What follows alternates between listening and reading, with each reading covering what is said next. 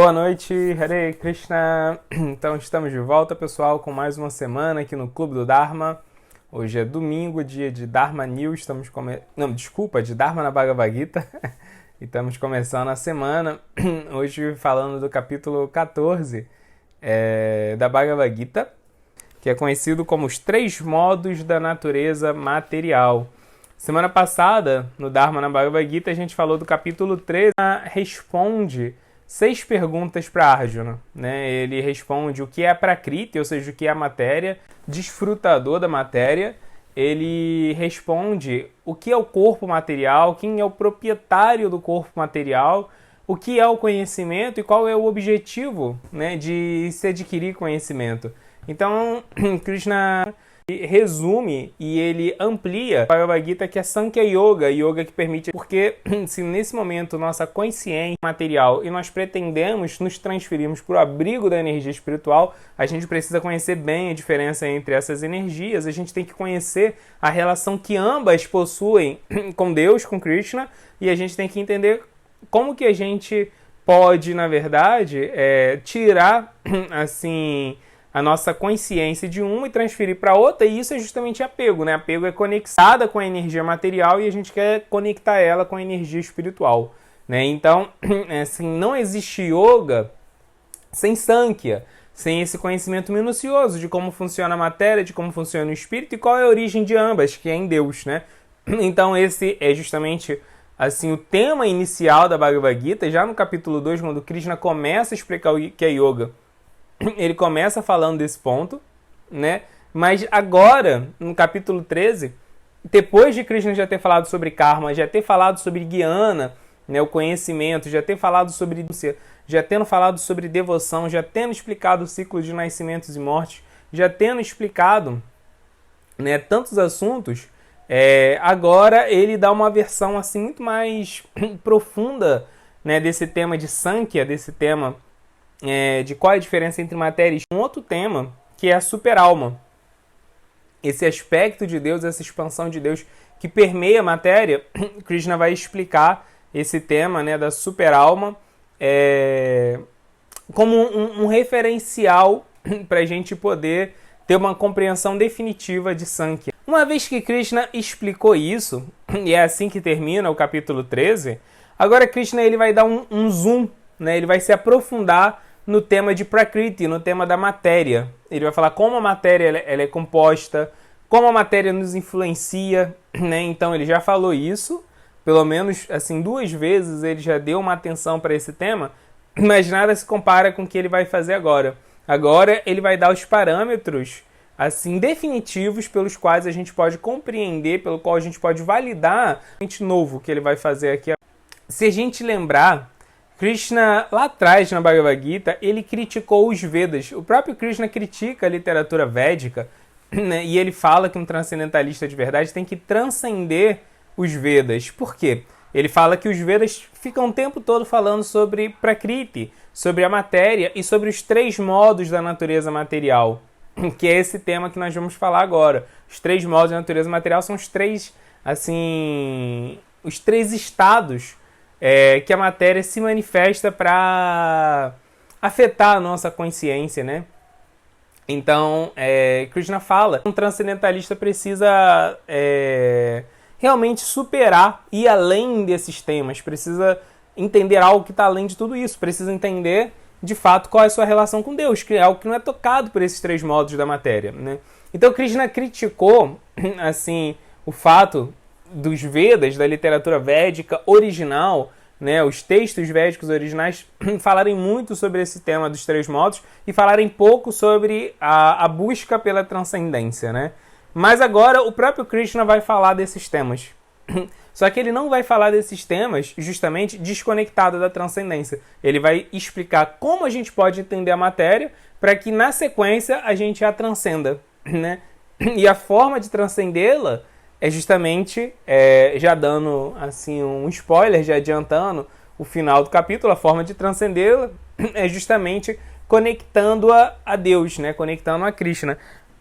existe nos Vedas um tipo de literatura conhecido como as Upanishads, que são compêndios filosóficos. Os Upanishads são muito voltados para a Guiana, né, pela busca pelo conhecimento, pelo conhecimento analítico do espírito, né? Então, assim, as Upanishads, elas já se dedicam muito a esse tema da transcendência, mas elas vão explicar a transcendência em termos de aquisição de conhecimento, em termos de meditação, e o que Krishna vai fazer agora, que vai, assim, ressignificar todo assim, o sentido de você transcender a matéria, é justamente adicionar essa possibilidade, que para Krishna não é só mais uma possibilidade, senão que é a possibilidade suprema de transcendência, que é você conectar a matéria a Deus, conectar a matéria ao processo de serviço devocional, e quando você fizer isso, você vai ter de fato transcendido definitivamente o apego, o enredamento material. Então, Krishna vai explicar como a matéria funciona para a gente poder transcendê-la. Então, vamos nessa. Vamos começar aqui a ler os versos da Bhagavad Gita, capítulo 14, os 3 modos da natureza material. A Suprema Personalidade de Deus disse: volto a lhe expor essa sabedoria suprema, o melhor entre os conhecimentos, conhecendo o qual todos os sábios atingiram a perfeição suprema. Fixando-se nesse conhecimento, a pessoa pode alcançar uma natureza transcendental igual à minha. Nessa situação, ela não nasce no momento da criação, nem é perturbada no momento da dissolução.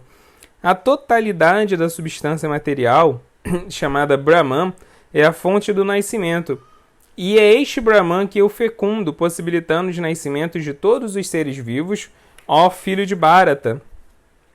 Ó filho de Kunti, deve-se compreender que é com o nascimento nessa natureza material que todas as entidades vivas em todas as espécies de vida tornam-se possíveis e que eu sou o Pai que dá a semente. Então, Krishna fala uma coisa muito importante nessa sequência de versos que a gente viu. Ele fala que esse conhecimento que ele vai falar agora, sobre como a matéria é composta, como a matéria atua, é o conhecimento mais elevado que ele já falou. Aí a gente pode ficar assim em dúvida, né? Porque ele já falou sobre Deus, ele já falou sobre um devoto puro, ele já falou da relação de ambos, né? Então, esses temas que Krishna levantou no capítulo 10, no capítulo 11, no capítulo 12 da Bhagavad Gita, eles já são o auge da vida espiritual, né? Entender quem é Deus, entender quem é um devoto puro, entender qual é a relação de ambos, isso já é o tema mais elevado, né, da yoga. Então, como Krishna agora fala que esse conhecimento a respeito de como funciona a matéria é o conhecimento supremo que ele vai estar dando. Bem, dentro dessa perspectiva que a devoção, ela é assim, o auge do yoga, a devoção, se nós entendemos assim, ela com certeza pode ser afetada pela matéria até que assim a gente consiga chegar ao estado de devoção pura, né?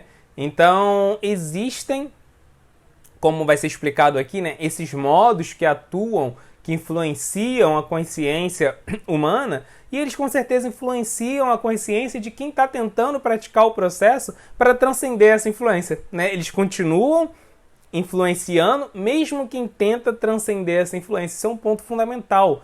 Então, a nossa tentativa de praticar yoga, a nossa tentativa de seguir o Dharma, a nossa tentativa de meditar, de adquirir conhecimento e até a nossa tentativa de desenvolver devoção por Deus, elas podem e vão sofrer muitas influências materiais. Então, a gente precisa conhecer a matéria, a gente tem que entender como a matéria nos influencia, para, de fato, a gente poder garantir que a nossa tentativa, né, assim, de adquirir devoção, de praticar devoção, seja pura, o mais pura possível, né? Que a nossa tentativa de desenvolver devoção não seja maculado pela ignorância, né? Não seja maculado pelos nossos desejos egoístas, né? Que não seja maculado pelo senso de superioridade, o desejo de controlar, que são coisas muito naturais, né? São assim, partes integrantes da psicologia de uma alma encarnada no mundo material, né? Então esse é o ponto muito importante que Krishna fala aqui. Se você quer viver yoga, se você quer viver a devoção dentro do ambiente material, você tem que conhecer a matéria muito bem para poder mesmo julgar assim como está sendo o seu avanço. E um outro ponto que Krishna fala ali, né, assim, no final desses 4 versos que a gente viu agora, é que Krishna ele está falando que ele fecunda a matéria. Assim, a matéria, ela por si só é totalmente infértil. A matéria não pode gerar vida. A vida não pode surgir da combinação de elementos materiais, né? Existe, hoje em dia, pelo menos 4 fortes teorias acadêmicas de como a consciência vem a se manifestar nesse mundo, né? Existe, assim, diversas visões de como a consciência surge, né, a partir do cérebro e tudo mais, mas o que Krishna está falando aqui é que basicamente a consciência ela não surge da matéria, isso é impossível, a consciência só surge da consciência, a vida vem da vida, e ele é a vida suprema, ele é a fonte da vida, ele é a fonte da consciência, a consciência vem dele, né? Então Krishna aqui mostra que não existe essa possibilidade, né, da matéria. Já continua a parte que Krishna de fato define esses 3 modos da natureza material que dão nome aí ao capítulo. A natureza material consiste em 3 modos: bondade, paixão e ignorância. Ao entrar em contato com a natureza, ó Arjuna de braços poderosos, a entidade viva eterna é condicionada por esses modos, né? Então, 3 modos. A gente já falou deles outras vezes, mas agora eles estão sendo apresentados formalmente, né? Então, bondade, paixão e ignorância. Uma pessoa virtuosa, o modo da bondade, sendo mais puro do que os outros, ilumina, livrando a pessoa de todas as reações pecaminosas. Aqueles que estão situados nesse modo condicionam-se a uma sensação de felicidade e conhecimento. Vamos até ver com calma assim, cada coisa que Krishna falou, porque é muito importante a gente entender esses 3 modos assim, de fato, né? Então Krishna ele enumera as características do modo da bondade, né? Vamos ver as principais características. Depois elas vão ser mais desenvolvidas, inclusive até no capítulo 17 Krishna retoma esse tema e aprofunda ele, né? Mas o que Krishna falou aqui? O modo da bondade é o mais puro dos modos da natureza, né? Então, a primeira característica da bondade, ela é o estado material mais puro. Ela é totalmente puro? Não. A bondade material não é totalmente pura. Na bondade material, ainda existem 2 máculas, existem 2 defeitos que a gente vai falar mais pra frente, né? Então, por agora, o que a gente vai falar sobre a bondade? É o modo mais puro de todos, né? E Krishna fala mais do que isso, né? Ele fala que o modo da bondade, ele ilumina, livrando a pessoa de todas as reações pecaminosas. O que significa iluminar, né? Significa que o modo da bondade faz com que a alma ela se aproxime cada vez mais da sua verdadeira natureza espiritual. Qual é a verdadeira identidade da alma? A alma é uma serva, né? Servir é a principal característica, o principal atributo que define a alma. Então, quando Krishna fala que o modo da bondade ilumina, ele está querendo dizer que quanto mais a gente se situa nesse modo, mais, assim, servil nós nos tornamos, né? Mais as nossas tendências altruístas, verdadeiramente altruístas, vão despertando, né? Então, ele ilumina a gente nesse sentido. E como que ele faz isso? Através do conhecimento. Então, o conhecimento e o modo da bondade, eles estão intimamente ligados, né? O conhecimento vai fazer com que a nossa tendência a servir floresça, e quanto mais a gente praticar essa tendência a servir, mais a gente se situa na bondade, quanto mais a gente se situa na bondade, mais a tendência a servir se desenvolve, né? Então essas 2 coisas vão assim se alimentarem umas das outras, né? A tendência a servir vai alimentar o modo da bondade, ou seja, o conhecimento, né? E a prática do conhecimento vai alimentar, vai desenvolver, vai estimular a tendência a servir. E aí, por fim, Krishna fala, né, que esse modo da bondade, ele livra a pessoa de todas as reações pecaminosas. O que significa isso? Que o modo da bondade purifica uma pessoa do karma que ela acumulou, né? Então, como que a gente trabalha com o nosso karma? O karma que a gente já... Assim, a gente já falou isso outras vezes, né? Como que a gente faz as pazes com o karma? Como que a gente reduz o karma que a gente já acumulou? Modo da bondade. O modo da bondade é a única forma da gente ir superando o karma. E aí Krishna, ele fala que o modo da bondade, ele condiciona a gente, ou seja, ele prende a gente ao mundo material, porque todos os modos da natureza prendem a gente aqui de alguma forma, né? Então ele vira e fala que o modo da bondade prende a gente aqui por uma sensação de felicidade e conhecimento. Ou seja, o modo da bondade, porque ele está aproximando a gente da nossa natureza espiritual, ele faz com que a gente se torne mais sábio, ele faz com que a gente se torne mais feliz.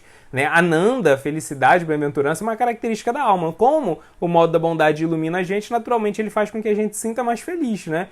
Já que a gente está chegando mais perto da raiz da nossa verdadeira identidade. Mas essa felicidade que a gente sente no modo da bondade ainda não é felicidade espiritual. Né? É algo muito mais próximo da felicidade espiritual do que a felicidade ordinária desse mundo. Né? A felicidade que acompanha o conhecimento, a sobriedade, né? Ela é algo muito mais desenvolvido do que uma felicidade banal só de dar prazer para o corpo. Mas ainda assim não é felicidade espiritual plena. Mas uma pessoa ela pode assim se satisfazer com isso, né? Com essa sensação de conhecimento, com essa sensação de felicidade, ainda que sejam limitados, ela pode se satisfazer com isso. Pode falar, beleza, vou ficar por aqui mesmo, né? Já tô melhor. Imagina, você tá sofrendo pra caramba nesse mundo, e aí você desenvolve o modo da bondade, sofre um pouco menos, você pode falar, melhorou, minha vida melhorou, tá bom, né? Vou ficar aqui, né, levando uma vida dentro desse mundo zen, né? Vou ficar aqui comendo orgânico, vou ficar aqui, né, assim, ouvindo música clássica, vou ficar aqui fazendo yoga e tá bacana, né? Morando num sítio, né? Mas não é isso, né? E assim, estudando. Não, modo da bondade, ele ainda prende a gente a esse mundo por causa disso. Né? Essa sensação de felicidade material, ela pode trazer um aprisionamento nessa zona de conforto.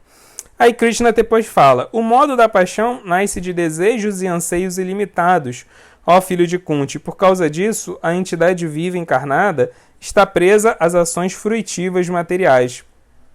Ou seja, Krishna caracteriza muito bem o modo da paixão. O modo da paixão ele fala que está ligado a anseios e desejos ilimitados. Né? Se a gente... Só voltando antes no modo da bondade, falando uma característica. Né? Bondade em sânscrito se chama sattva.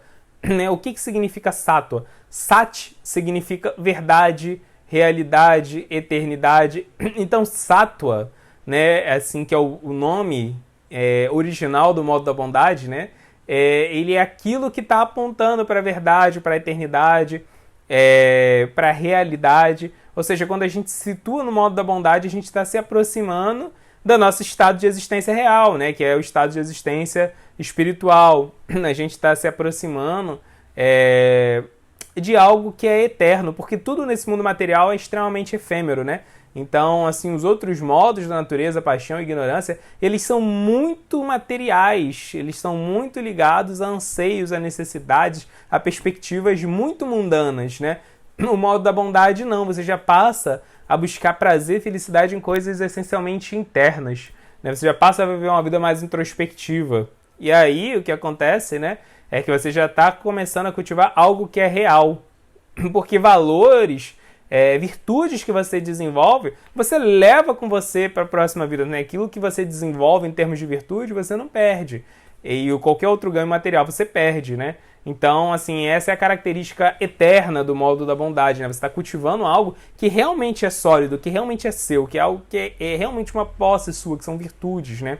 Agora, o modo da paixão, o nome dele em sânscrito é Rajas. Rajas é aquilo que vem do rei. A gente já falou isso outras vezes, né, ao longo dessa série, mas é muito interessante frisar esse ponto, que a mentalidade de um aristocrata, a mentalidade de um rei, é que ele tem seu reino, e aí ele vai tentar preservar o seu reino a qualquer custo e vai tentar expandir o seu reino também, né, invadindo reinos vizinhos. Então essa é a característica do modo da paixão. Você tem suas posses materiais e você quer preservar elas a todo custo, ao mesmo tempo que você quer expandir cada vez mais as suas posses materiais, né? Então essa é a característica do modo da paixão.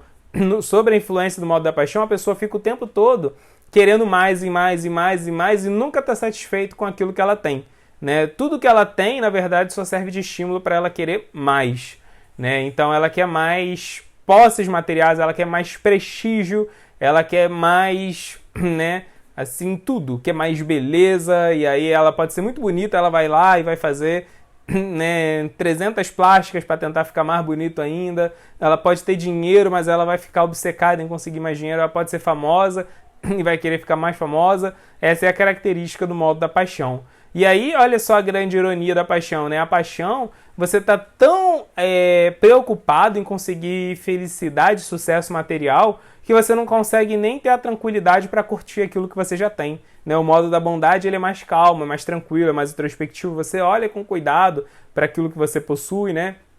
O modo da paixão não, ele é tão expansionista, tão imperialista, que você não tem nem a tranquilidade necessária para você gozar das coisas materiais que você possuiu, né? E aí, Krishna fala que o modo da paixão, já justamente por causa dessa característica, a alma, né, a entidade viva encarnada que está sob a influência da paixão, está sempre presa às ações fruitivas materiais. Ou seja, a pessoa está sempre pensando no sucesso das atividades dela. E para ser bem sucedida, ela é capaz de fazer qualquer coisa, né? Mesmo ultrapassar limites morais, mesmo prejudicar alguém, mesmo fazer algo que é impuro, né, que é desonesto. No modo da bondade, uma pessoa ela quer fazer aquilo que é correto. No modo da paixão, uma pessoa quer fazer aquilo que vai trazer benefícios para ela. E no modo da ignorância, a pessoa nem quer nada, ela só deixa a vida levar ela, né? Então, o modo da paixão, o modo da ignorância, desculpa, é a passividade extrema e é o que Krishna vai falar agora. Ó filho de Bharata, fique sabendo que no modo da escuridão, nascido da ignorância, todas as entidades vivas encarnadas ficam iludidas. Os resultados deste modo são a loucura, a indolência e o sono que atam a alma condicionada. Né? Ou seja, o modo da ignorância é chamado em sânscrito de tamas. Né? Tamas é escuridão. Na escuridão você não consegue discernir as coisas direito. Se tiver uma corda perto do seu pé, você pode achar que é uma cobra e ficar com medo disso. Né? Você está com medo de uma coisa que nem existe, né? Isso é a característica muito interessante assim, do modo da ignorância. Né? Você, na verdade, seus sentimentos, suas decisões, elas são baseadas em coisas que nem têm realidade porque você não tem conhecimento. Então, todo o seu discernimento, toda a sua perspectiva de vida é baseado no seu vínculo com o seu corpo, né? E o corpo é algo que não nos define, que não define a nossa identidade. O corpo é só um veículo da alma. E justamente por causa disso, justamente porque quem está sob a influência da ignorância está tão preso ao próprio corpo, essa pessoa ela acaba, na verdade, perdendo assim, a sua proatividade, a sua capacidade de buscar o seu próprio bem-estar, de buscar o melhor para o seu futuro, porque ela, na verdade, está tão presa ao corpo que ela só consegue atender às demandas imediatas do corpo, vive uma vida, né, assim, extremamente corpórea, mundana mesmo, né, e muito passiva, né, ela vai deixando, já que ela não tem conhecimento, ela vai deixando as coisas acontecerem, e aí os problemas vão acontecendo e ela já não consegue lidar com os problemas, e aí ela apela para algum tipo de atitude escapista, né, ela se refugia, ela busca abrigo na ilusão. Então ela se intoxica. A intoxicação é uma característica do modo da ignorância. Você se intoxica para esquecer o problema. Já que você não tem condição de resolver o problema porque você não tem conhecimento, você não tem persistência, você não tem perseverança, você não tem autoestima, que são, né, assim, características do modo da bondade, do modo da paixão. Né, uma pessoa que não tem nada disso, que está totalmente sob a influência da ignorância, o único refúgio que ela pode ter, na verdade, é fingir que o problema não existe. Ela faz isso se intoxicando, e quanto mais se intoxica, mais dependente daquilo ela fica, e quanto mais dependente, né, ela menos livre-arbítrio ela tem, menos proatividade, né, e assim mais presa ela está, e aí a ignorância só vai se adensando, né? Uma característica da ignorância é que a pessoa ela começa a desenvolver comportamentos autodestrutivos. E uma hora ela fica tão frustrada que ela não consegue mais suportar essa frustração e direciona essa frustração nas outras pessoas. E aí ela começa a desenvolver tendências destrutivas em relação aos outros, né? Começa a sentir rancor, inveja, né? Assim, mágoa profunda. Isso tudo é característica do modo da ignorância, né? O modo da paixão faz com... O modo da bondade faz com que você se preocupe com o bem-estar de todo mundo. O modo da paixão faz com que você se preocupe com o bem-estar daqueles que você considera seu amigo e que você sinta inimizade por todas as outras pessoas que você não considera suas amigas, né, suas aliadas. E o modo da ignorância, basicamente, ele é marcado por esse tipo de sentimento, né, mesquinho, né, de depreciar os outros. Então vamos lá. Aí Krishna agora fala uma sequência de versos que vão pontuando mais esses modos.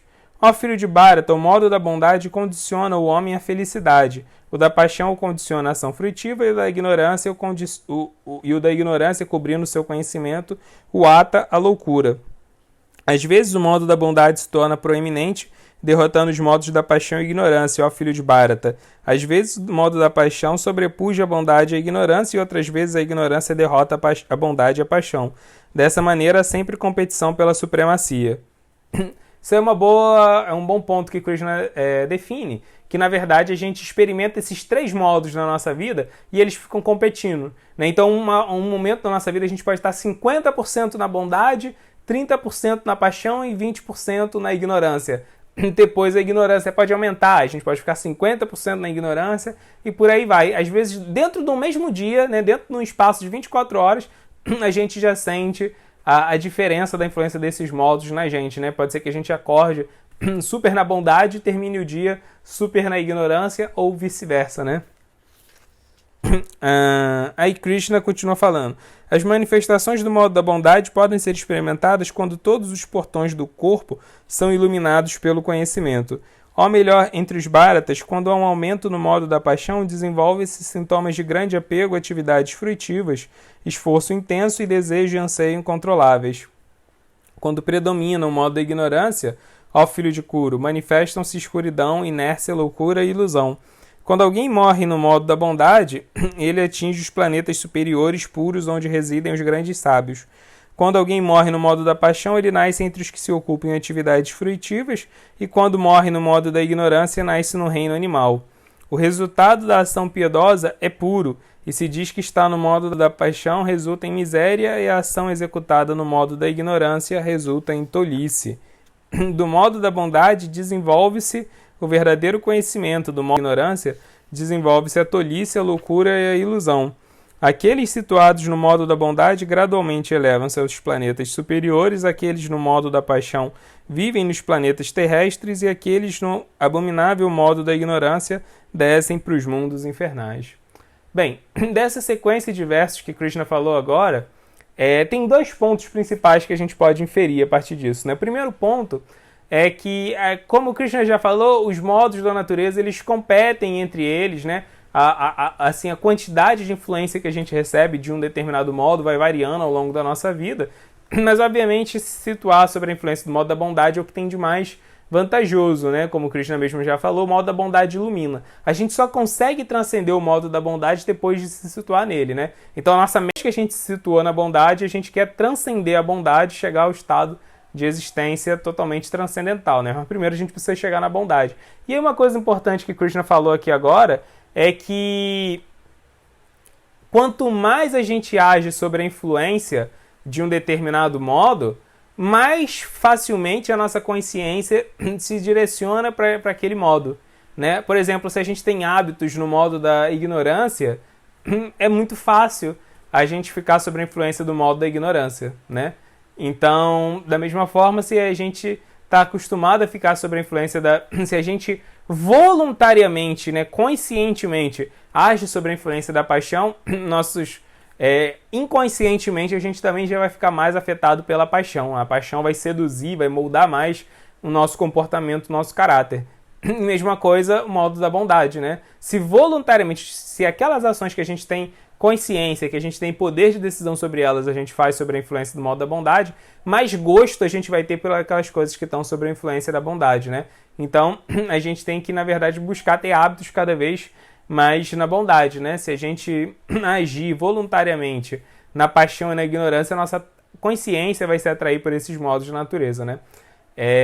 E um outro ponto importante que Krishna fala aqui é que quem cultiva o modo da bondade vai ter um nascimento melhor na próxima vida. Quem cultiva o modo mais, né, cultiva mais o modo da paixão, na próxima vida vai ter um nascimento igual ao que ele teve agora. E quem cultivou mais o modo da ignorância vai ter uma degradação, né? Vai ter uma vida pior do que tem agora. Krishna, inclusive, associou a ideia de alguém que acumula o modo da bondade de nascer em planetas cada vez superiores. Quem acumula mais modo da paixão, de permanecer nos planetas. Quem acumular cada vez mais o modo da ignorância, nascer em formas de vida que não têm livre-arbítrio, como seres animais e vegetais, né? Aí Krishna continua falando, quando alguém vê corretamente que em todas as atividades o único agente que está em ação são esses modos da natureza, e quando conhece o Senhor Supremo, que é transcendental a todos esses modos, ele então alcança minha natureza espiritual. Quando é capaz de transcender esses 3 modos associados com o corpo material, o ser encarnado pode libertar-se do nascimento, da morte, da velhice e dos sofrimentos que são inerentes a ele. Mesmo nessa vida pode gozar o néctar. Então, Krishna fala uma coisa aqui interessante, né? Que ele fala que o que separa a gente de experimentar Ananda, a felicidade espiritual, é justamente a influência desses 3 modos sobre a nossa consciência. Quando alguém se livra da influência desses 3 modos, quando alguém transcende eles, ele fala que mesmo nessa vida, ou seja, mesmo vivendo no mundo material, ele pode experimentar o néctar, ou seja, ele pode experimentar essa felicidade plena que vem do plano de existência espiritual. Nesse momento, a gente está experimentando o quê? Ignorância, paixão e bondade. Por isso a gente não consegue experimentar esse néctar, por isso que a gente não consegue experimentar essa plenitude espiritual. Né? E aí, justamente na medida que a gente vai transcendendo a influência desses modos, porque também não é assim algo binário, né? Que você está totalmente sob a influência dos modos ou você está livre da influência dos modos. Não. Gradualmente a gente vai transcendendo isso. Justamente na medida que a gente vai transcendendo a influência dos modos, é exatamente, né, nesse mesmo grau, né, de liberdade que a gente já está experienciando dos modos de natureza, que a gente vai experimentando Ananda, esse prazer puro e transcendental que vem da alma, né?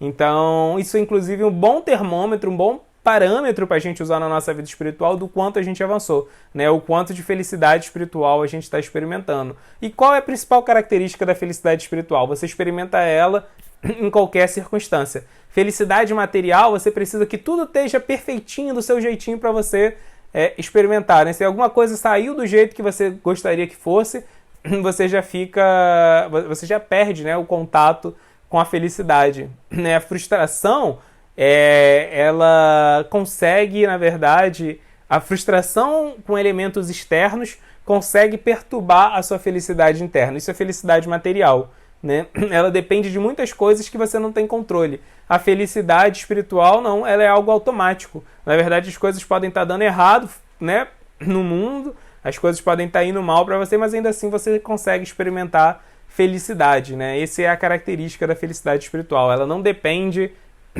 de coisas externas, não depende de coisas que estão além do seu controle, né? Então, quanto mais uma pessoa ela se perturba porque as coisas estão dando errado, isso significa que mais presa aos modos de natureza ela tá, né? E mais longe ela tá de experimentar realmente consciência espiritual. Aí Krishna continua falando. Agora não, desculpa, agora é o Arjuna que vai perguntar. Arjuna vai fazer a sua série de perguntas aqui muito importantes nesse capítulo. Arjuna perguntou: ó meu querido senhor, através de quais sintomas reconhece quem é transcendental a estes modos? Qual é seu comportamento e como ele transcende os modos da natureza? Né? Então, aqui, Arjuna está repetindo mais ou menos uma pergunta que ele já fez no começo da Bhagavad Gita, né? Como você descobre quem é uma pessoa transcendental? Então, Arjuna aqui está perguntando 2 coisas, né? Como eu sei que uma pessoa é transcendental aos modos da natureza? Né? A primeira pergunta que ele faz. E a segunda pergunta que ele faz é como que essa pessoa virou transcendental, né? Então, como que eu sei que alguém é transcendental e como ele chegou nesse estado? Então, a Krishna vai dar a sua resposta aqui. A Suprema Personalidade de Deus disse: ó filho de Pando, aquele que não odeia a iluminação, o apego e a ilusão quando estão presentes, nem os deseja quando desaparecem, que não se abala nem se perturba com quaisquer das reações das qualidades materiais, permanecendo neutro e transcendental.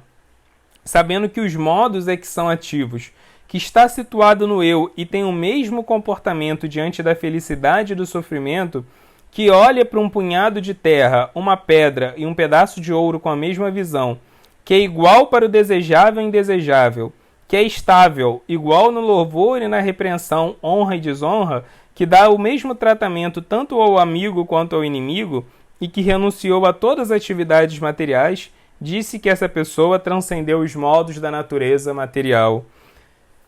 Krishna fala muitas características sublimes, incríveis, mas a gente pode resumir todas elas em uma. Equanimidade. Que se a gente lembrar, no capítulo 12 da Bhagavad Gita, quando Krishna fala quais são as características de um devoto puro, aquela que ele mais enfatiza, que ele sempre repete, é essa mesma característica de equanimidade.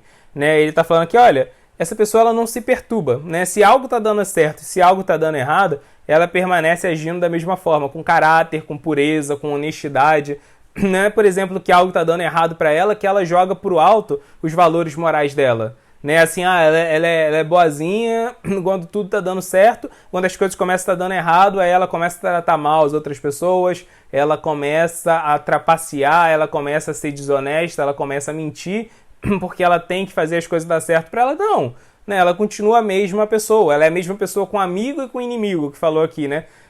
Isso, obviamente, né, uma pessoa que quer o seu bem e outra pessoa que quer prejudicar você, você vai se relacionar de forma diferente com ela, né? Para aquela pessoa que é sua companheira, que você pode confiar, você vai ter uma relação de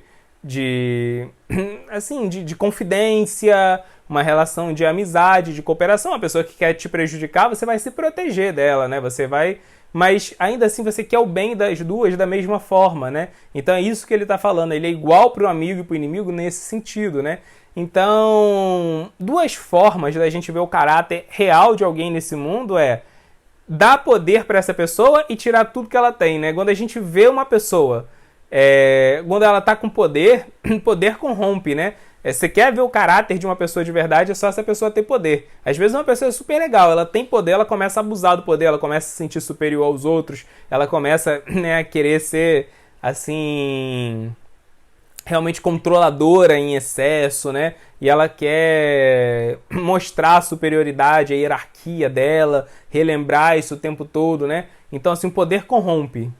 E também, quando a pessoa ela perde tudo, isso aí é outra forma da gente ver o caráter de uma pessoa. Quando uma pessoa está passando por uma situação de humilhação, uma situação de privação, né? Nessa hora a gente vê a sobriedade de uma pessoa, a verdadeira resiliência de uma pessoa, né? A capacidade que a pessoa tem de não transferir para as outras aquilo aquele dissabor que ela está experimentando, né? Uma pessoa que fica amarga com as outras só porque ela está passando por um problema, com certeza é uma pessoa que está muito longe de se situar nesse estado de equanimidade, né?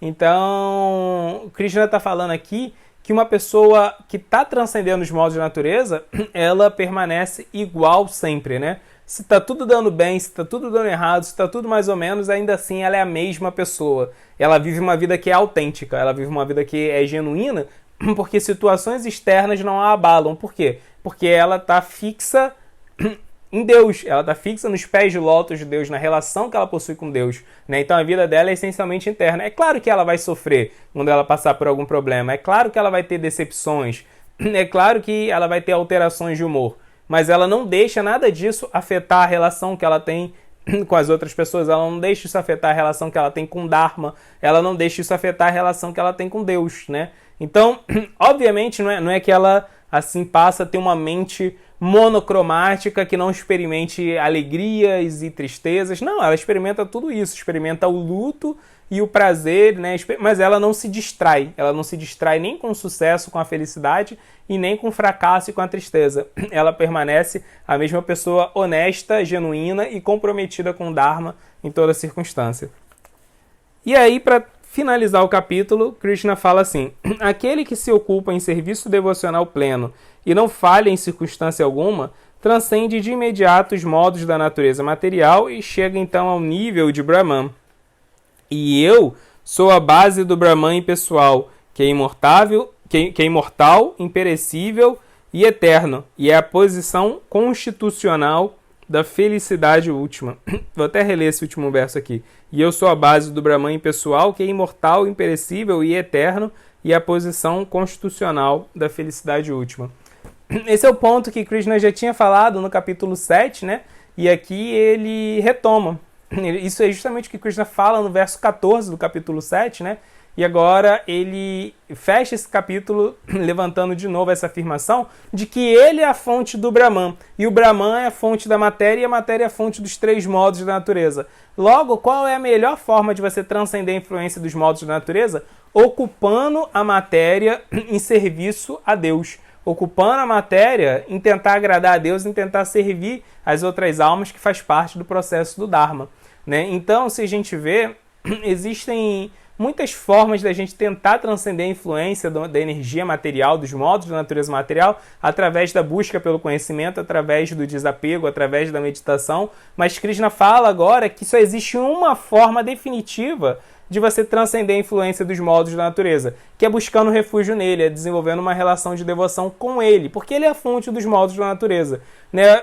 O tanto de meditação, de conhecimento e de desapego que a gente desenvolver, ainda assim é algo que está partindo da gente, e nesse momento nós estamos influenciados pela matéria. Então o conhecimento, a meditação e o desapego que a gente vai desenvolver também vão ser afetados pelos três modos da natureza material, né? Então a única coisa que é totalmente pura e isenta da influência desses modos de natureza é a relação com Deus, né? Então a única forma totalmente segura de transcender tudo isso é com Bhakti, é com a devoção. E é por causa disso que Krishna critica os Vedas. Os Vedas, eles falam muito sobre os modos da natureza, mas eles falam um pouco sobre esse tópico de que é a devoção que é a solução para a gente transcender os modos da natureza, né? Os Vedas ou só vão explicar os modos da natureza e vão falar como que a gente pode melhorar a nossa relação com eles, como que a gente pode melhorar o nosso karma, fica cada vez mais na bondade, ou até vão falar sobre transcendência, mas vão falar sobre esses processos falíveis de transcendência. Então Krishna agora aqui ele está indo além do conhecimento védico, né? Krishna respeita o conhecimento védico, ele fala que é importante, vem dele o conhecimento védico, mas agora ele está dando um conhecimento que é além do conhecimento védico ordinário, né? Assim, esse conhecimento sobre a devoção por Deus, ela existe nos Vedas, mas existe como um conhecimento implícito. Agora Krishna está explicitando esse conhecimento e está botando todo o holofote nele. Tá bom, pessoal? Então, é isso. Esse é o capítulo 14 da Bhagavad Gita. Acho que é o capítulo talvez mais prático de todo o texto, né? Mais pragmático. Bem, vamos nessa. Vamos ver aqui os comentários de vocês. Primeiro, a Lenice. Boa noite, Lenice. Hare Krishna. A Lenice comentou assim: o modo da ignorância tem muito a ver com a depressão, não? Totalmente, né? O modo da ignorância tem uma ligação íntima com a depressão. Assim, uma pessoa, ela pode, por motivos kármicos, né? Por sânskaras também, né? Por impressões mentais acumuladas, porque, na verdade, as impressões mentais que nós temos de outras vidas, elas continuam afetando a gente, né, inconscientemente nessa vida. Então pode ser que uma pessoa, por exemplo, ela se comporte no modo da bondade, ela tenha disciplina, né, ela tenha tudo isso, mas na verdade, mesmo tendo um estilo de vida no modo da bondade, o karma de vidas passadas, os sânskaras de vidas passadas, né, de ações e pensamentos no modo da ignorância, podem voltar e podem fazer com que a pessoa, né, sofra uma depressão. Então, assim, o fato de alguém estar passando por uma depressão não é o suficiente para a gente falar, aquela pessoa está vivendo na ignorância, né? Mas significa que ela já o fez em outras vidas. Pode ser que agora ela esteja vivendo na bondade e ainda assim a ignorância esteja por ali sondando. Mas quanto mais a gente se situa na bondade, quanto mais a gente se afasta da ignorância, mais força a gente tem, né, para poder lutar contra a depressão, né? Mais a gente vai minimizar o efeito dela, com certeza. A ignorância tem uma ligação profunda e íntima com o modo da depressão, exatamente. O Chico Eustáquios, boa noite, Hare Krishna, ele comentou assim: inferno, fome, animalidade e ira, 4 maus caminhos. Os 4 maus caminhos, podemos dizer que é a ignorância? Então, esses 4 maus caminhos, eles estão muito ligados, né, ao conhecimento do budismo, mas podemos sim dizer que eles são totalmente, assim, uma explicação muito clássica, né, do budismo para o modo da ignorância. O budismo também tem uma reflexão muito profunda, né, sobre esses 3 modos da natureza. Então vamos ver aqui, olha, o inferno, né, o inferno é esse estado de existência no qual o seu karma negativo todo ele começa a aflorar de uma vez só, e ele é marcado por muito sofrimento, né? Então, está muito ligado sim ao modo da ignorância, porque o modo da bondade ele consegue fazer com que a gente aprenda com o sofrimento. O modo da ignorância faz com que a gente só sofra com o sofrimento, né? Então está muito ligado ao inferno, sim. A fome é nesse sentido de você se sentir vazio, né? E você querer preencher a lacuna existencial que você tem, consumindo, né, tudo aquilo que você pudesse deparar na sua frente. Eu lembro de uma citação, acho que a 2ª epístola de Paulo aos Coríntios, né, no Novo Testamento, que Paulo ele dá uma definição muito boa disso, né? Ele fala que a cobiça, ela quer consumir tudo aquilo que ela vê, né? Então é muito isso, essa fome na verdade é isso, né? Esse vazio interno, que é totalmente fruto da ignorância, você tenta suprir ele, na verdade, consumindo coisas externas, né? Em vez de você desenvolver introspecção, em vez de você desenvolver virtudes, em vez de você desenvolver uma relação com Deus que é o que vai suprir essa fome, na verdade, né, você tenta preencher ela com experiências, prazeres totalmente efêmeros. A animalidade é viver pelo instinto, né? Na verdade, é não utilizar justamente a sua capacidade de discernimento, que é o que nos torna mais humano, né? O discernimento é a principal manifestação do livre-arbítrio. Então, a animalidade tem totalmente a ver com a ignorância, porque quanto mais situado na ignorância, mais distante a gente está, na verdade, do livre-arbítrio. E a ira. A ira, ela tem uma relação muito íntima com o modo da paixão também, sabe? A ira, ela... Se irar ela é algo que surge justamente de você ter um desejo não atendido, né? O desejo que não é atendido se transforma em ira. Então, uma expectativa que não foi concretizada, tudo isso vai dar origem à ira, né? E desejo, expectativa está ligado ao modo da paixão. Agora, quando alguém é conduzido pela sua ira, Krishna fala isso 2 vezes na Bhagavad Gita. Quando a ira ela domina a consciência de alguém, o que acontece? Essa pessoa ela vai perder sua memória, ela vai perder sua inteligência, né? Ou seja, ela vai perder memória no sentido de que, por exemplo, uma pessoa ajudou ela várias vezes. Aí, em algum momento, essa pessoa atrapalhou ela fica irada com a pessoa. Tipo assim, a pessoa ajudou ela 10 vezes e atrapalhou ela pra ela, assim, uma vez que ela atrapalhou ela, tem mais valor do que as 10 vezes que ela ajudou. Então, isso é assim, a ira, né? A ira, ela faz com que você perca a sua memória. E perder a memória, Krishna fala que significa perder o discernimento. Né? Você perde a memória, você perde a sua capacidade de discernir de forma apropriada. Então você magoa os outros, você destrói os outros, destrói relacionamentos, destrói você mesmo, queima pontes, né? Então, assim, ao perder o discernimento, Krishna fala que você afunda de vez no modo da ignorância. Então a ira, ela nasce da paixão, mas ela impulsiona você para a ignorância. Então ela tem uma relação profunda com a ignorância também. Então, muito boa colocação.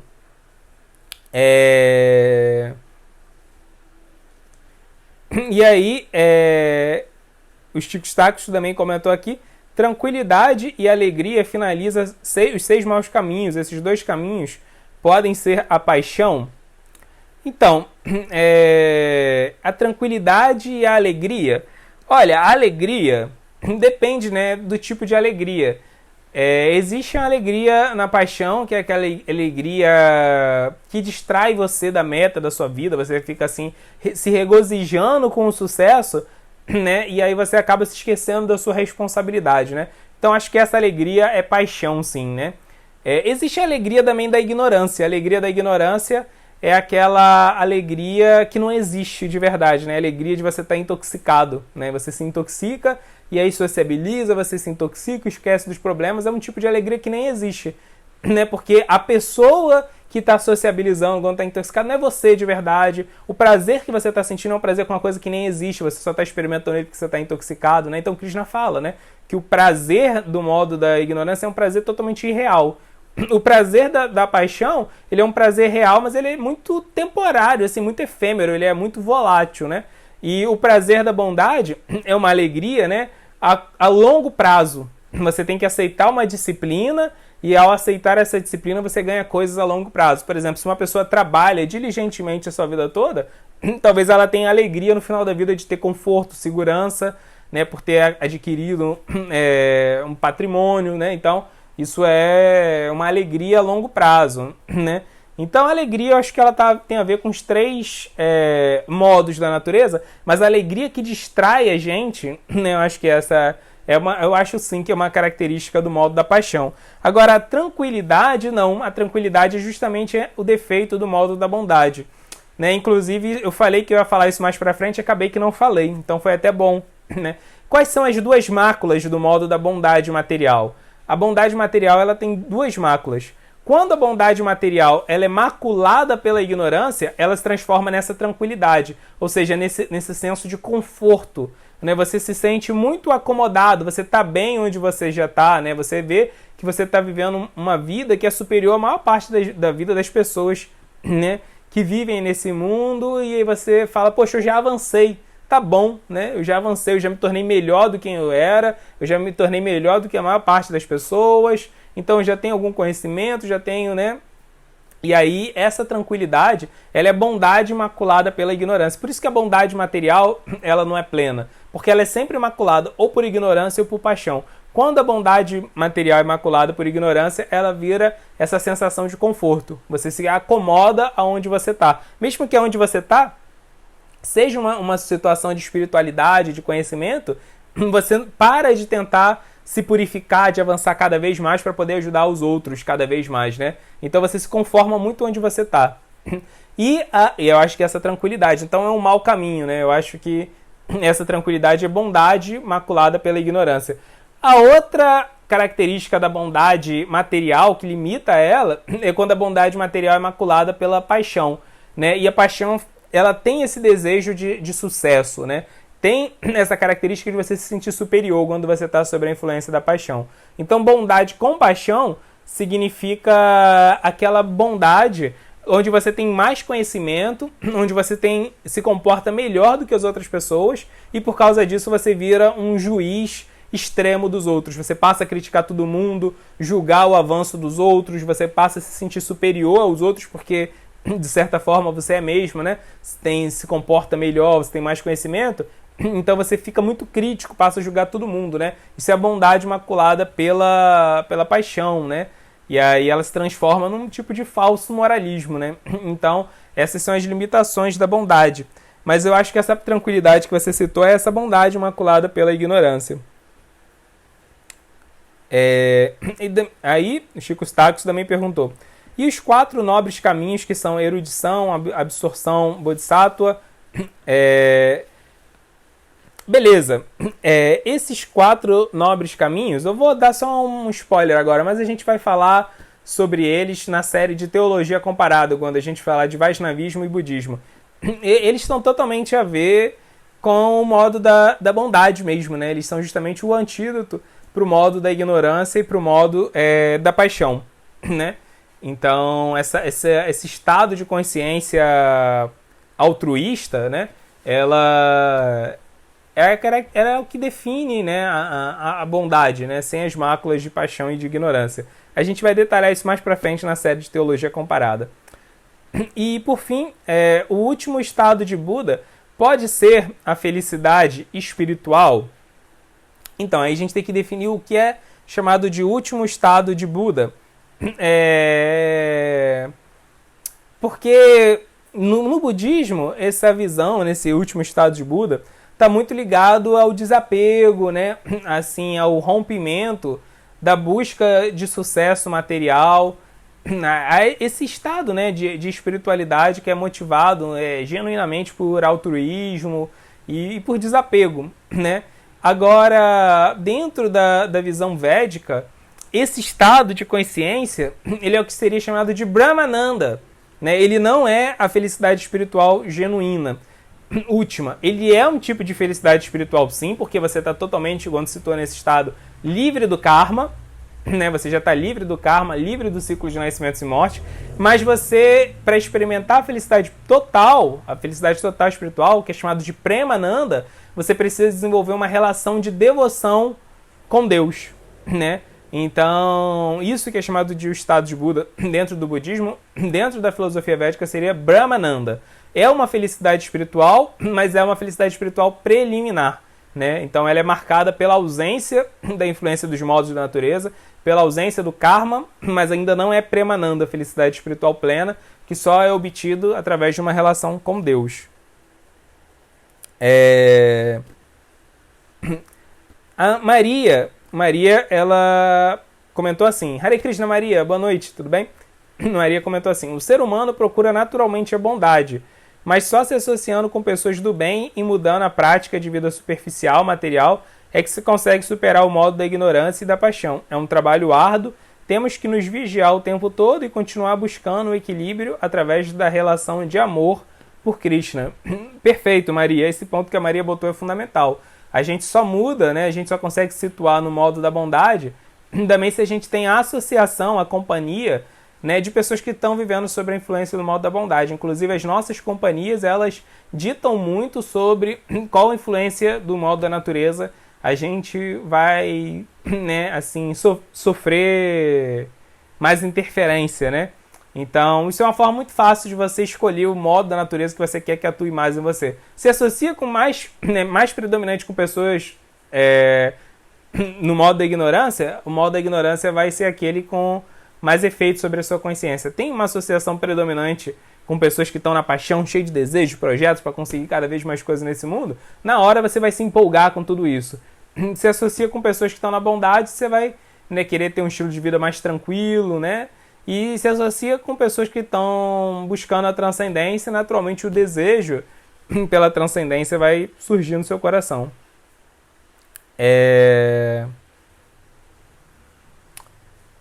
A Luísa também comentou assim: Hare Krishna, Luísa, boa noite. Tem uma dúvida, o Paramatma fica no coração, certo? A alma, o Atma, também faço confusão. Olha, Luísa, realmente, né, os Vedas falam que a alma e o Paramatma ficam no coração. Agora, esse coração, eu acho, né, isso é minha especulação, é que esse coração não necessariamente, para todos os seres vivos, é necessariamente o coração. Porque, por exemplo, uma planta não tem coração, né? Então onde fica a alma e a super-alma ali? Então eu acho que, assim, quando os Vedas falam do coração, é de que eles estão falando, assim, da parte mais vital do corpo de algum ser vivo, né? Porque tem muitos seres que não têm coração, né? No nosso caso, realmente, assim, as partes, né, centrais da nossa fisiologia é o cérebro e o coração, né? Mas os Vedas usam isso mesmo, né? Falam que usam essa linguagem, fala que a alma e a super-alma ambas estão situadas no coração, e a minha especulação é que isso significa sempre o órgão mais importante de um determinado corpo, né? Mas isso é só a minha especulação. O Chico Eustáquios comentou também: seria possível iniciar ou ampliar os livros virtuais e diminuir o uso de papéis, aumentando assim a proteção à natureza? Sim, né? A BT, né, que é a editora do Movimento Hare Krishna, está há um bom tempo já trabalhando com livros virtuais, né? Está tentando cada vez mais expandir nos livros virtuais, fazer e-books, né? E incentivar o consumo desses livros, né? Tem alguns lugares que é muito difícil ainda trabalhar com livro virtual, porque tem gente que não tem tablet para ler, né? Tem gente que prefere ainda muito apegado ao livro físico, né? O celular é pequeno. Assim, quem lê no celular às vezes tem dificuldade, precisa de um bom tablet, assim, para poder ler, né? Um computador. Então, e assim, quem tem o hábito, né, de ir na biblioteca, então é mais fácil encontrar lá, né, assim, mas naturalmente tem dois pontos, né? O primeiro, que é o mais nobre, é essa preocupação realmente ambiental, a gente também tem, né? Isso é algo vital. E o segundo ponto é que o papel está cada vez mais caro também, né? Então nem é viável, nem está sendo viável para pequenas editoras e talvez nem para médias editoras assim trabalharem tanto com papel. O papel está muito caro. Então, muitas editoras menores estão migrando para os livros virtuais, né? Só que ainda não existe tanto a cultura ainda, né? A gente tem estimulado essa cultura e a ideia é cada vez mesmo migrar mais para os livros digitais mesmo, né? A gente tem feito essa campanha. Boa parte dos livros nossos já estão cada vez mais sendo migrados para esse formato. A Luísa comentou assim: adorei a ideia do curso e do mestrado. Para fazer o mestrado tem que ter um curso primeiro. Para fazer o mestrado precisa ter algum curso de graduação, não necessariamente naquela mesma área, né? Isso é algo muito comum. Você vê às vezes assim, a pessoa ela faz graduação em línguas, por exemplo, e depois faz o mestrado em computação para trabalhar com linguística computacional, né? Isso é até, na verdade, incentivado na pós-graduação. É normal você trabalhar com coisas fora do seu escopo, da sua graduação. Então, esse mestrado aí que a gente está querendo preparar, na verdade, é para qualquer pessoa que tenha alguma graduação, né? Vai poder fazer. Não necessariamente precisa ser em ciência das religiões, não em teologia. Vai ser aberto para qualquer pessoa que já tenha uma graduação.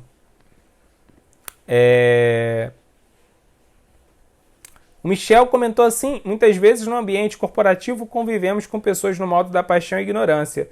Isso dificulta antebraços de se situar no modo da bondade?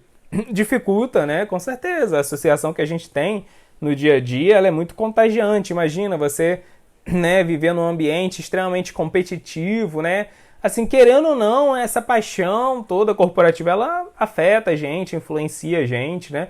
Então, o que a gente tem que fazer é que nos momentos do nosso cotidiano que a gente tem a possibilidade de optar, de que a gente tenha controle, né, que a gente tenha a possibilidade de optar como a gente vai viver aquela parte da nossa vida, que a gente faça isso o máximo no modo da bondade possível, né? Então a nossa rotina, a nossa casa, se a gente tem uma disciplina espiritual, tudo isso vai dar força pra gente.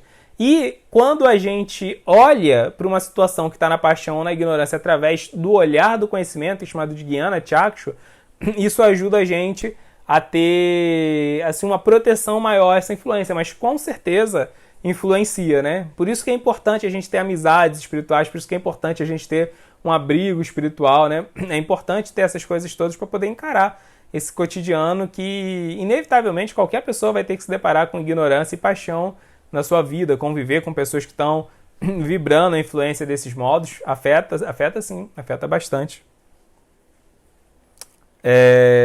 A Lenice comentou assim: naturalmente as pessoas se afastam quando você não compartilha hábitos de intoxicação. Várias pessoas vêm se afastando de mim pelo meu modo de vida. Acontece mesmo, Lenice. As pessoas com a influência do mesmo modo, elas vão se afinando, né? Então também quanto mais a gente busca a influência do modo da bondade, também assim, mais outras pessoas que preferem outros estilos de vida começam a perder a afinidade, a química com você também, né? Mas é favorável, né? É favorável, é muito favorável, com certeza. Com certeza. A Krishna Vijaya comentou assim agora: Hare Krishna, Krishna Vijaya.